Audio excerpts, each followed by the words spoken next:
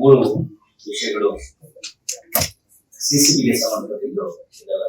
ಒಂದು ಅದರಲ್ಲಿ ಇಂಪಾರ್ಟೆಂಟ್ ಇರ್ತಕ್ಕಂಥದ್ದು, ಒಬ್ಬ ವ್ಯಕ್ತಿ ಬಹಳ ವರ್ಷಗಳಿಂದ ಲೋಕಾಯುಕ್ತ ಅಧಿಕಾರಿ ಅಂತ ಹೇಳ್ಕೊಂಡು ಸರ್ಕಾರಿ ಅಧಿಕಾರಿಗಳಿಂದ ಅವರಿಗೆ ಫೋನ್ ಮಾಡಿ ಹಣವನ್ನ ಕೇಳ್ತಾ ಇರ್ತಕ್ಕಂಥ ಒಬ್ಬ ವ್ಯಕ್ತಿಯನ್ನ ಸಿಸಿಬಿ ಅವರು ಬಂಧಿಸಿದ್ದಾರೆ.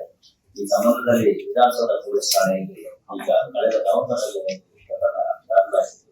ಅದರಲ್ಲಿ ಒಬ್ಬ ಅನಾಹುತ ವ್ಯಕ್ತಿಯೊಬ್ಬ ಸರ್ಕಾರಿ ಅಧಿಕಾರಿ ಅವರಿಗೆ ಫೋನ್ ಮಾಡಿ ನಾನು ಲೋಕಾಯುಕ್ತ ಇನ್ಸ್ಪೆಕ್ಟರ್ ಅಂತ ಹೇಳ್ಕೊಂಡು ನಂತರ ನಮ್ಮ ಎಡಿಜಿ ಸಾಹೇಬರು ಮಾತಾಡ್ತಾರೆ ಅಂತ ಹೇಳಿದ್ರೆ ಯಾರು ವಾಯ್ಸಲ್ಲಿ ಮಾತಾಡಿ ಅದು ಒಂದು ಕೇಸನ್ನ ಕ್ಲೋಸ್ ಮಾಡಬೇಕು ಹಾಗೆ ಹೇಳಿ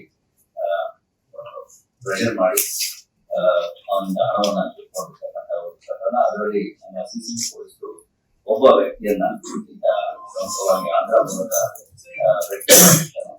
ಈತನನ್ನ ಸಿಗಿಲ್ ಮಾಡ್ತಾರೆ ಮತ್ತು ಆತನ ಕೂಲಂಕುಷ ವಿಚಾರಣೆಯನ್ನು ಮಾಡಿದಾಗ ಇದೇ ರೀತಿಯಲ್ಲಿ ಬಹಳಷ್ಟು ಜನರಿಗೆ, ಎಸ್ಪೆಷಲಿ ಸರ್ಕಾರಿ ಅಧಿಕಾರಿಗಳು, ಕರ್ನಾಟಕ ಮತ್ತು ಆಂಧ್ರ ಪ್ರದೇಶ ಎರಡೂ ರಾಜ್ಯಗಳಲ್ಲಿ ಈಗ ಬಹಳಷ್ಟು ಜನರಿಗೆ ಇದೇ ರೀತಿಯಲ್ಲಿ ಮೋಸ ಮಾಡಿರ್ತಕ್ಕಂಥದ್ದು ಮತ್ತು ಅವರಿಂದ ಹಣವನ್ನ ವಸೂಲಿ ಮಾಡಿರ್ತಕ್ಕಂಥದ್ದು ಕಂಡು ಬಂದಿದೆ. ಬೆಂಗಳೂರು ನಗರದಲ್ಲಿ ಈ ಸಂಬಂಧ ಈ ಹಿಂದೆ ಈಗಾಗಲೇ ಚಿತ್ತಾಪುರ, ಹೈಡ್ರೋನ್ಸ್ ಮತ್ತು ಆನಂದಪುರ ಜಿಲ್ಲೆಯ 2 ಟೌನ್ ಮತ್ತು ರಾಜಮಂಡ್ರಿಯ 3 ಟೌನ್ ಪೊಲೀಸ್ ಠಾಣೆಗಳಲ್ಲಿ ಈಗ ಇದೇ ರೀತಿಯಲ್ಲಿ ಲೋಕಾಯುಕ್ತ ಅಧಿಕಾರಿ ಅಥವಾ ಆಂಟಿ ಕರಪ್ಷನ್ ಅಧಿಕಾರಿ ಅಂತ ಹೇಳ್ಕೊಂಡು ಬಹಳಷ್ಟು ಜನರಿಗೆ ಮೋಸ ಮಾಡ್ತಕ್ಕಂಥದ್ದು ಕಂಡು ಬಂದಿದೆ. ಆದ್ರೆ ಇನ್ನೂ ವಿಚಾರಣೆ ಮಾಡಲಾಗಿ ಈಗ ಇದೇ ರೀತಿಯಲ್ಲಿ ಬಹಳಷ್ಟು ಅಧಿಕಾರಿಗಳಿಗೆ ಸುಮಾರು 40 ರಿಂದ 50 ಅಧಿಕಾರಿಗಳಿಗೆ ಮೋಸ ಮಾಡ್ತಕ್ಕಂಥದ್ದು ಯಾರು ಪ್ರಕರಣಗಳು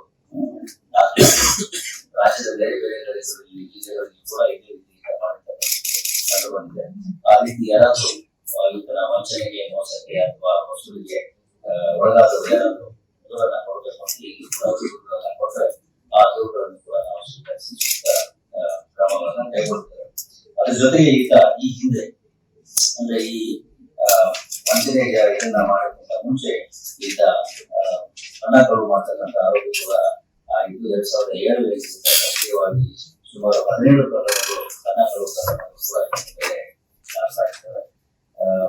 ಆರೋಗ್ಯ ಹಿನ್ನೆಲೆಯನ್ನ ಗಮನಿಸಿದಾಗ ಸುಮಾರು 2007 ಈಗ ಹಣ ಕಳುವು ಅಪರಾಧಗಳನ್ನು ಮಾಡಿಕೊಂಡು ನಂತರ 2019 ಕೆಲವು ಮೂಲಿಗಳ ಪ್ರೇರಣೆಯಿಂದ ಈ ಲೋಕಾಯುಕ್ತ ಹೆಸರಿನಲ್ಲಿ ತಂಡದ ಅಭಿವೃದ್ಧಿವಾಗಿ ಸರ್ಕಾರಿ ಅಧಿಕಾರಿಗಳನ್ನ ವಸೂಲಿ ಮಾಡ್ತಕ್ಕಂಥ ಒಂದು ಪ್ರವೃತ್ತಿಯನ್ನ ಬೆಳೆಸಿಕೊಂಡು ಇವರಿಗೆ ಅಧಿಷ್ಠಾನದಿಂದ ದೂರಗೊಂಡಿದೆ. ಇದು ಪಬ್ಲಿಕ್ ಇಂಪ್ಯಾಕ್ಟ್. ಜನಶಕ್ತಿಯೇ ನಿರ್ಣಾಯಕ.